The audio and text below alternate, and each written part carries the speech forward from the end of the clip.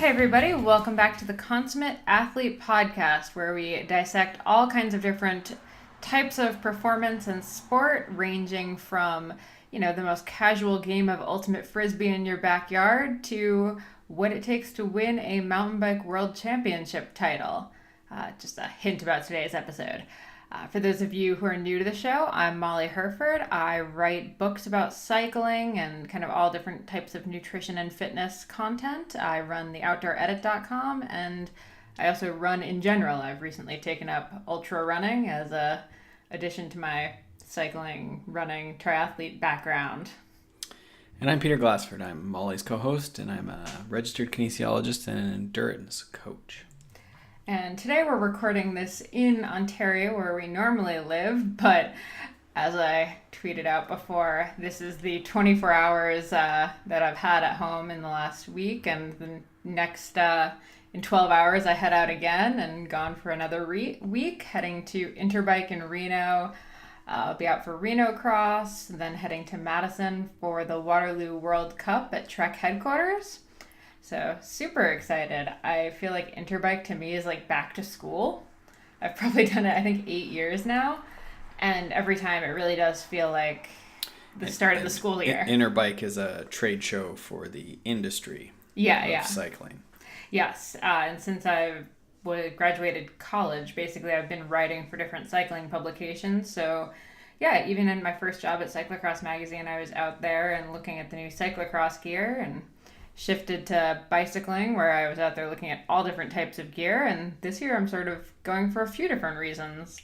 And I'm really stoked to see, what the new stuff is, especially in women's cycling. I actually had a few questions at our talk in DC last week about brands that are doing women's apparel and, who's doing this type of thing in women's apparel, or, who's making a bike that does this. So I'm kind of excited to be able to try to find those answers.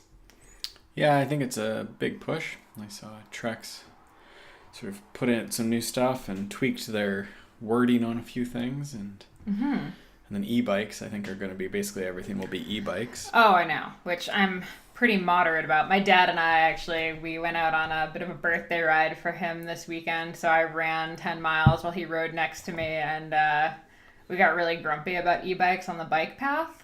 There were some people who just didn't seem to really be in control of their bikes, to be totally honest, and probably shouldn't have been on a bike path that was full of children and dogs and all of that. So it's hard to say, right? It's going to open up cycling to a lot of people, but then, everyone's had to learn to ride a bike, right? And, the nice thing about bikes is it's somewhat self-limiting. Obviously, if you get on a hill or something and you're going really fast, you don't know how to use the brakes, it's dangerous, but most people just sort of fall over to the side.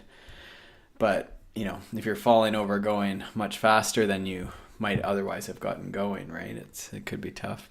Yeah, exactly. But speaking of cyclists who are going really freaking fast, I'm super excited that today's guest is Courtney. And for those of you who've been living under a rock for the last 10 days, Kate just took the win at UCI Mountain Bike World Championships. I'm not even going to try to pronounce the city that it was in. You're not going to try either? Isn't it like Lizerhead? Lizerhead or something? Yeah, see, I did try. I should know how to pronounce it. Apologies to the entire country. Anyway, Kate's ride was amazing. She's only 22 years old. This was her first year racing in the elites. She actually was second at the U23 World Championships last year. Races for Specialized, Red Bull athlete, taco lover, California native, and just really wicked fun to talk to, I have to admit. And before we kind of talk a little bit about what she and I chatted about, I'm going to warn people. She was in Europe. I was in a closet at the Rafa store in DC. So the audio quality is a little dubious. Her phone was cutting in and out. We had to try a couple different methods to keep her on the line, but I think she had so much really valuable information that even though the audio isn't 100% perfect, I really wanted to put this episode out. Yeah, she was sort of going to Marathon Worlds. I didn't see how any of that went. Did you see any Marathon Worlds? I didn't, actually. But I know she was in her final prep for that. And I asked her, why the heck she's doing Marathon Worlds after this insane race. And she's like, well, I already committed to it. I'm here. I have a bike. I feel pretty good. I was like, that's fair. It's an odd thing, right? Like everyone thinks, you're climbing this mountain to like the peak, right? But it's pretty dangerous if you don't have something else after. Mm-hmm. So it's pretty awesome. It shows sort of maybe her maturity as an athlete that, it's, you enjoy it for a day or two and, you can enjoy it for the whole season with your world championship stripes. But, you sort of have to have what's next, what's the next plan. And I'm sure she'll take some off time and once that season comes. But I loved her off time, so I asked her about this, and she said she might take a couple of weeks off the bike because she really sucks at recovery riding, which is a feeling that I can completely understand. But even then, she was like, yeah, I think my brother and I are going to go on like a several-day backpacking trip. And she's got all these other her idea of an off season is just a ton of adventure riding with friends, which sounds pretty cool. Mm-hmm. Yeah, she's just got a really awesome, story, advice. We talk a bit about, her advice for younger riders who are just kind of starting to get into it. A lot of stuff about learning bike skills and really focusing on that. And if you watch the replay of the race, which we'll put in the show notes, you can really see that her skill, in addition to her speed, is what got her that title. She definitely won. Like, she sort of got dropped on the climb, right? And then in the second half of the lap, there was a sort of undulating, like, off-camber thing, right? Mm-hmm. And she got back. However, we talked about that, and it turns out, if you look at the numbers, her last lap was actually her fastest lap. And she said on the hill, she was very aware that she was getting dropped, but she actually wasn't quite as maybe pinned as it appeared on the video. She was sticking to a plan that she had as far as what she wanted her numbers and feeling and stuff to be at that point. And she knew she actually had a lot of downhill and a lot of technical space to close that gap in the last half. So it's a bit of a gamble, of course, to let anyone go. I think Annika had a few seconds in front of her after that section. So it's a gamble, but it definitely paid off. Yeah. So yeah, really impressive race. I highly recommend watching it if you haven't already. But then we talk about what goes into that, what her training has changed to over the last few years. Really, I think the key thing here is that there haven't been any drastic changes. She's been very consistent in making, slight tweaks with her coach to kind of gradually keep progressing. And, we're seeing that progression working.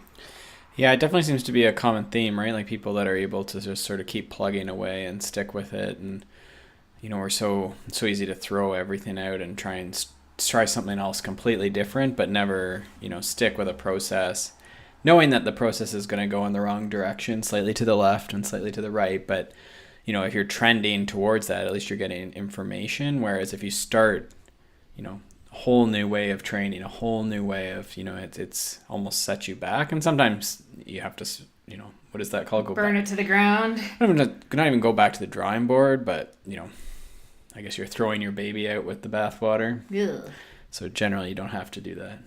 Yeah, exactly. And I think we see this a lot with masters athletes and even with some young athletes who are struggling.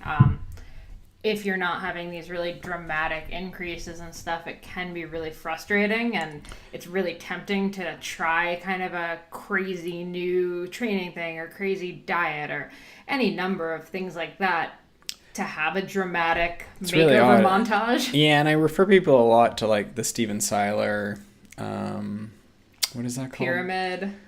No, it's like a pyramid. We're going to call it Hierarchy of Needs. Yeah, I'm going to call it his Pyramid of Greatness. So anyhow, it's like it starts with like a lot of riding, mm-hmm. Kate's got that, yes. And that's really it, right? Like, and that's before you get to any sort of crazy nutrition or crazy high intensity intervals or altitude or anything like that, right? Like you just got to go out and ride. And, I just sent an email to a parent, asking, the younger teenage person, you know what, it's finding a group of people you like riding with, finding resources, and then just putting in that time, right? And it's not that it has to be this perfect training regimen and the best coach even, right? Like, it's a lot of the best youth programs are, and I think probably Kate would agree, you get in with a group and you just ride a lot, right? She said a lot of her success, especially in early years, is attributed to the fact that she grew up right near like Mount Tam and Marin in San Francisco. Yeah, so like the birthplace of mountain biking. Yeah. Tons of great people around there to ride with, kind of year round. So she's always had fantastic people to train with and push her and just have fun with and play on bikes with. And then I'll just say before we get into it, her nutrition made me so happy because it's so reasonable and simple. There's nothing kooky. It's just good, solid, simple. Yeah, and I think the nice, she's written an article for Cycling Tips, which we'll link to. But yeah, she acknowledges, though, that there are those temptations and there are the pressures on body weight and power to weight and, female athlete, mindset. So I hope that was a interesting part. Yeah, definitely was. Good. Awesome. All right, let's dive in. Enjoy this talk with new world champion Kate Courtney. Has World Championships sunk in for you yet? I don't think so. Yeah, it's been a few days, but it was a really spectacular race. It was a really amazing environment racing in Lenzerheide with so many fans and also my family there. So I want to talk about Worlds. I mean, first of all, was it on your list of goals? Like, did you have a vision board that was like, I'm going to win World Championships this year? Or was that kind of a huge shock when you realized you were in that front group? Yeah. If you want to know what was on my vision board, it was top 10 at World Championships. So I think I reached that.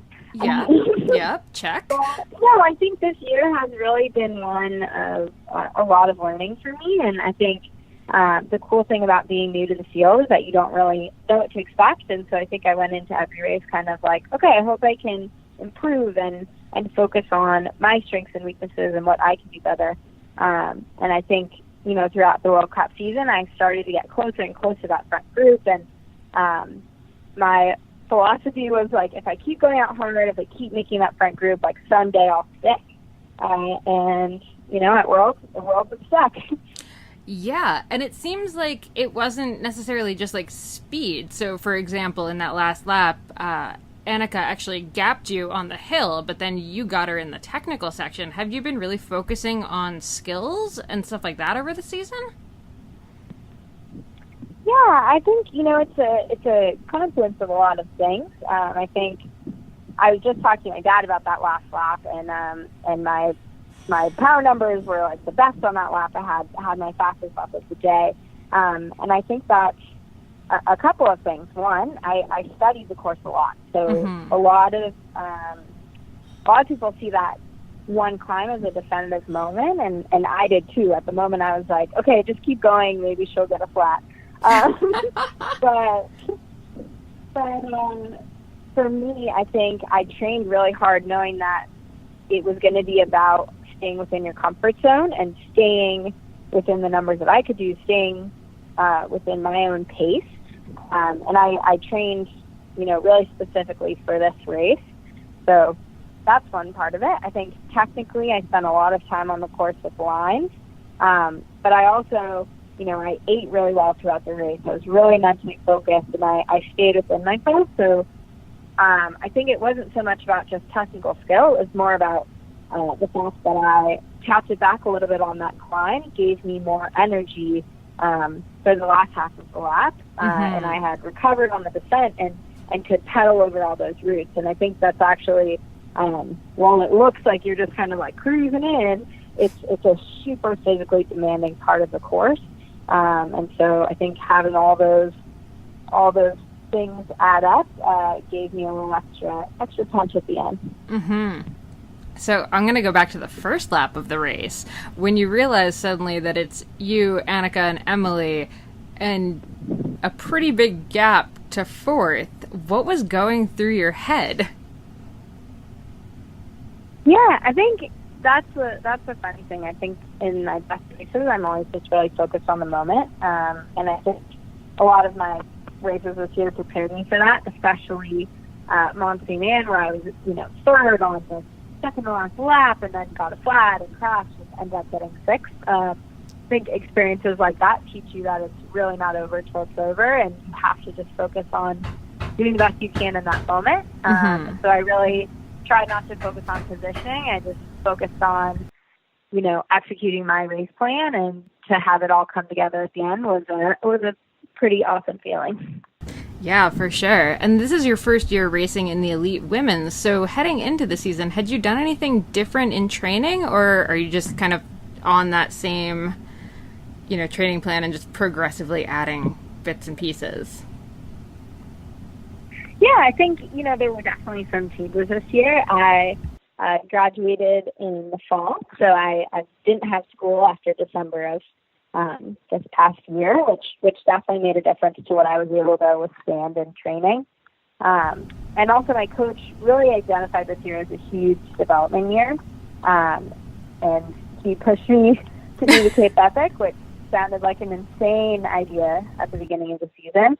But I think ended up being a really, really good challenge for me. And even just mentally, like having a goal like that to train for and prepare for, really pushed me physically, and I think laid the foundation for a really good season, albeit one where I needed some breaks and had to kind of adjust my volume and training based on, kind of having some new opportunities and not being in school. So I think it all came together, which was really awesome. But I think if you ask my coach, he probably had this vision in mind all along.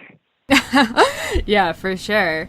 And so, you mentioned fueling during World Championships, and I really wanted to talk to you about fueling because you've written really great stuff about nutrition and body image. And, I think it's just so important, especially for a young racer, to be able to remind people that, eating on the bike and then eating properly off the bike is, really important. So you have this one great quote where you say, I also found it really interesting that eating a lot more on the ride reduced my consumption of unhealthy food for the day. So when did you kind of actually start figuring that out? Yeah. So I think, can you hear me? Yep, you're good. Yeah, you can. Okay. Sorry. European Wi-Fi is really getting us. Yeah, I think for me, my thoughts on nutrition have really changed in the past few years. I've been paying a lot more attention to it, and have really taken ownership of that process a little bit more, and also worked with a really amazing nutritionist. And for me, I think especially going into Worlds, like it is a time of year where you're really sharpening the swords and trying to be at your absolute peak. And for me, that meant really paying attention to how I was feeling on the bike, but also, I didn't have dessert for a few weeks before Worlds. That was something I was really looking forward to afterwards. So wait, what did you have after Worlds? What was the dessert? Oh, I had 2 scoops of ice cream. It was very exciting for me. I think I was a little bit cracked at that point, but yeah, a little ice cream, a little champagne. That is all I really wanted. And for me, I think, it's not that you need to be super, super restrictive or not think about it at all. I think it's really about finding that moderate balance. So for me, that means there is a time of the year where maybe I'm on, I call it my World's diet. And that really, it wasn't extreme. It was just kind of really paying attention to what I was eating, making sure I was eating healthy, good food and fueling for my rides. And I knew that in the weeks leading up to Worlds, I couldn't afford to bonk on rides and not train as well as I could have if I'd fueled differently. So it's about paying attention. But I think also, the flip side of it is, if you're really preparing for a key event, I'm not having a glass of wine every night and eating dessert. And I think, being willing to also make those choices and to think critically about what is the best way to fuel your body can help you find a balance. Yeah, for sure. So during that lead up to Worlds, what would a typical breakfast look like for you? What's your go-to? Yeah, breakfast. Well, if it's a hard day, I'm eating waffles. Yes. So that's if I'm eating waffles, something's about to go down. So whenever I have really hard days, like that's a good indicator. But yeah, on the other days, I'm a big like avocado toast and eggs person. So if those are like a recovery day, for example, I would have like gluten-free bread and eggs, or something that maybe has a little less carbs because I don't need as much fuel. But then on those days when I'm really training hard, like I'm just like, body, I'll give you whatever you need to get this workout done. Work with me here, have your waffles, and then we're going to have a hard time. Post-ride meals, what is your go-to? Yeah, I mean, as you may have guessed from my Instagram, tacos are one of my favorites. Yes. But there is a reason. They're a really good post-ride fuel. And so I'm gluten-free, which makes a lot of kind of eating out options a little bit more challenging. But tacos are usually in corn tortillas, so it's like a pretty reliable gluten-free option. And that's some carbs. Then you have, like usually I get them with meat, so you're getting some protein, put some avocado on it, you get some healthy fat. So it's a really good, like, well-rounded thing. And I think it also just has been kind of a tradition of, like, go for a big mountain bike ride, come home and eat tacos, or, like, go to the taco shop. And I think there's, like, a cool cultural part of it where, you know, ever since I grew up mountain biking, like, it's been a fun thing that we've done after rides. So that's probably my go-to. I love that. And it's funny, that's actually kind of what I'm supposed to be focusing on for bicycling is your taco habit. So, very important question. Soft or hard shell? Soft. Okay. Favorite Soft, kind of filling? I really like chicken. Okay. Or tacos al pastor. Perfect. Those are probably nice. Yeah. Favorite toppings. What goes on top of the chicken? Avocado. Like, just I love avocado. But also, yeah, like I really like hot salsa. I'm a big hot salsa fan. All right. Favorite place to get tacos? Wherever they're available. No.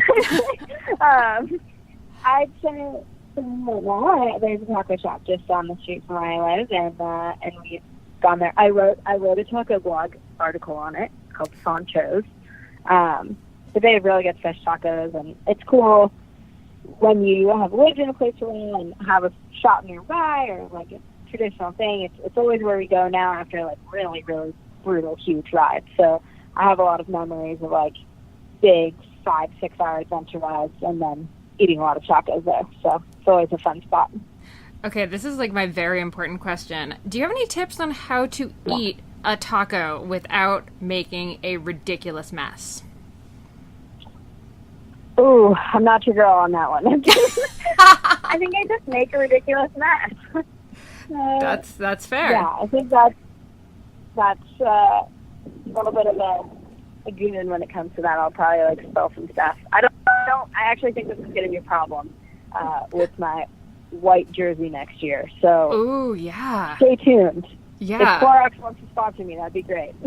I was going to say, next year we're going to have to redo this with, like, what kind of Tide pen are you using to get out the salsa stains? Yeah, I mean, absolutely. Yeah. Like, I'm going to have a problem. I can't be trusted to wear white. Maybe they can make you, like, a special taco-proof one where there's, like, a plastic sheeting down the front of it or something. It'll be, like, wind-proof. Really good for the winter. We're going to need to work on it. Yeah. Yeah, my mechanic will tell you, Brad will tell you, I'm always, like, very close to being pro, but, like, a little, like, there's something off. Like, if you know me, like, my helmet strap's twisted, or, like, I'm, like, trying to look pro, but then there's, like, salsa on my jersey, you know? So yep. Hopefully I can get that together next year.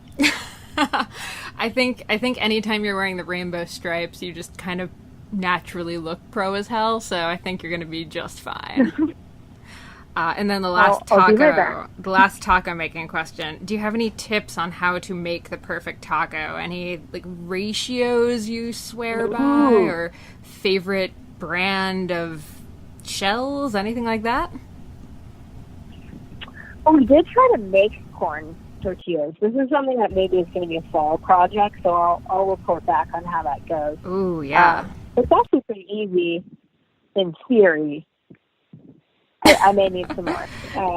In theory. Yeah, I think, like, in terms of what would pass as a taco, like, I just always have tortillas at home and, like, really will put just after a long bike ride, anything goes. I've had, like, sweet potato, egg, random leftover stuffed tacos. And I don't know if they, like, really qualify, but I think anything could be a taco. I like that. I really like the sweet potato in the taco. It's really good for when you really need a lot of carbs, right? Yeah, exactly. Or like breakfast tacos. Really, really can't go wrong. Awesome. Okay, so kind of coming away from nutrition and getting into strength training, because earlier this year you Instagrammed a bunch about strength training and balance work and stuff like that. Was that a big part of your routine? Yeah, absolutely. I think, the majority of training I do is on the bike. So, like, that's definitely the important stuff, and we always optimize for those hard sessions. But I do a lot of strength training, usually like 3 days a week in the fall, and then 2, and then occasionally 1 in the spring. But throughout the race season, I'll be doing strength workouts, and then also, yoga is a thing that I incorporate hopefully a couple times a week, although it's definitely a balance to find a time to, like, schedule everything in, and bike workouts always come first. Yeah, definitely. So when you're strength training, do you have a couple of favorite lifts that you actually enjoy doing or love to hate, I guess? I'd say it's just fun to challenge yourself in a different way. So I actually like kind of mixing it up and trying new stuff. And the thing that's cool about being in the gym, especially if you're, like, for me in the fall, I'll restart strength training, and I started pretty low level. So every week, like, I see a lot of progress. So for me, like, the box jumps are a good example. I'm not a basketball player. I don't have a lot of height there, but it was something that I could see a huge improvement in every week because it's different than what I do on the bike. And I feel that way about pull-ups too. It's like, having the goal of, like, how many pull-ups can you do? At the beginning of the year, I come off of, 6 months of racing my bike, and I can do, like, 2. So it's something that I can really work towards and make progress in, and it's cool to see those kinds of changes in something other than just pedaling faster. Mm-hmm. Yeah, pull-ups are, like, the one thing that just makes me feel the most badass. Don't know why. Oh, yeah. I think that's a huge part of it. Absolutely, yeah. You just feel like you could take on the world. And kind of on that note, the topic of taking on the world, I mean, you just graduated from Stanford. How the heck were you balancing college with racing at the level you've been racing at? Yeah, I will say I've been enjoying my postgraduate lifestyle a lot more. Yeah. Although there were some really special things about being a student athlete, and I think for me, looking back, like, I would not change a thing.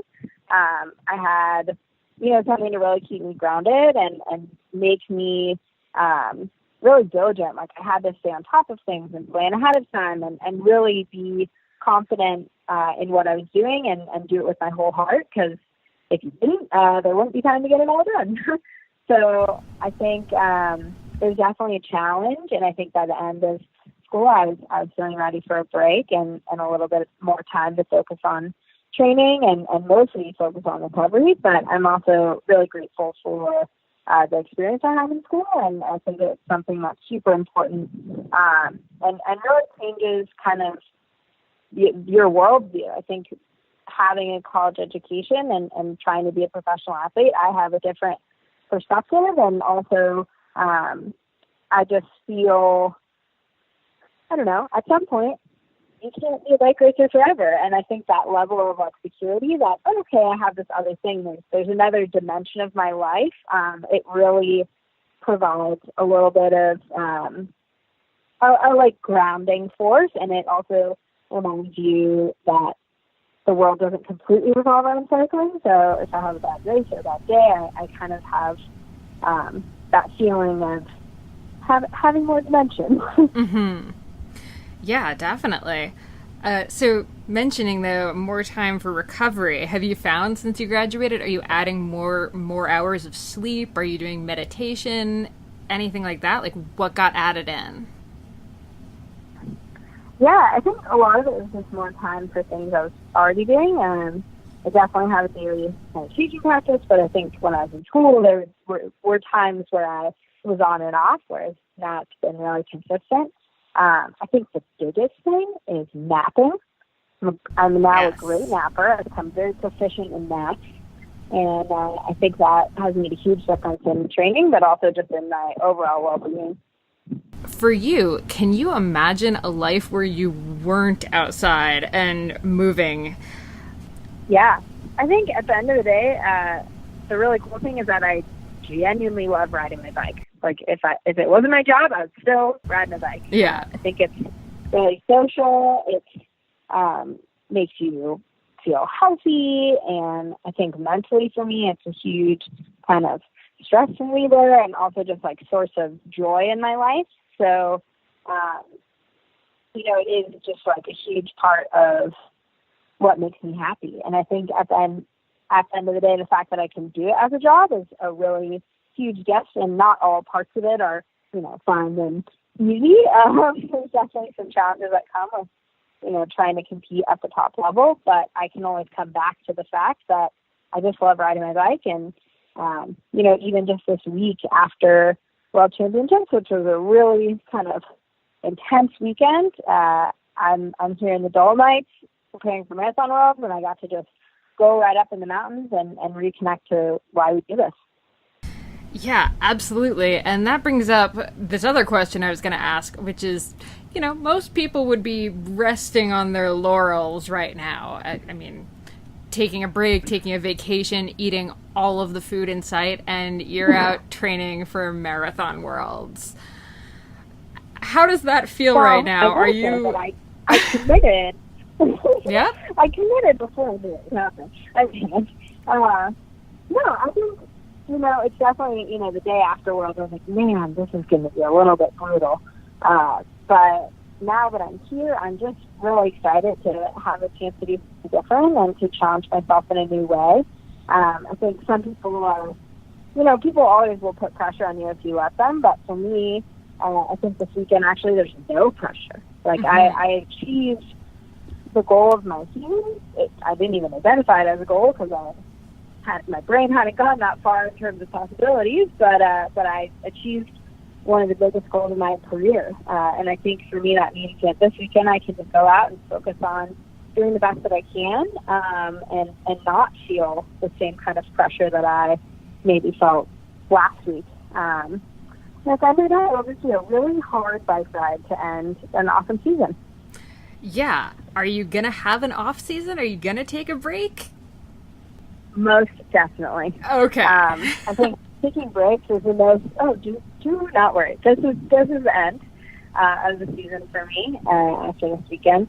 But I think that's something I've also learned about this year and being out of school is that I really require bigger breaks. I think taking a day off doesn't much for me.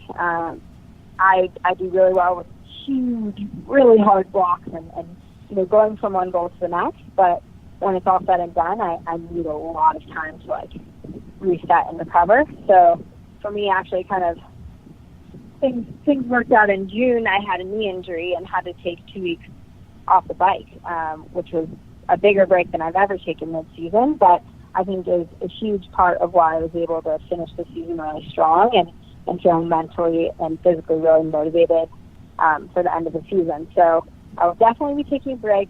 I'll be spending a little time in Italy, eating a lot of food, and then headed home to kind of lay low for a while. Nice. And will you actually take a couple weeks off the bike again, or is it going to be more recovery riding style? I'm not great at recovery riding. This is something that my just knows about me. The thing that gets me fired up the most in the fall is planning huge adventure rides. So I actually have a really amazing cycling community around me. I live just really close to Katie Hall and Leah Thomas, and I'm really close to Rin, where a bunch of pro cyclists live, and we just love to go plan these huge rides that actually we don't get to do when we're racing, because you're doing shorter rides at those specific intervals. So for me, there'll definitely be a time when I'll take probably 2 weeks completely off, and it's more of a mental break than anything. Because if I recovery ride every day, I want to ride longer, and I'm still going through the motions of like, you cannot, you have to eat a certain way. You're still really in the routine, and I think it's important to break that. But once I take those 2 weeks off, it'll be super fun long rides and what I call accidental training, where you just go out and have a lot of fun and don't use a lot of mental energy, but get huge mileage in. Yeah, and other than, strength training and yoga aside, do you do any other kind of cross training? Or is it just pretty much you bike because that's what you love doing? Because you raced cross-country running, correct? Yeah, I mostly just bike because I love biking.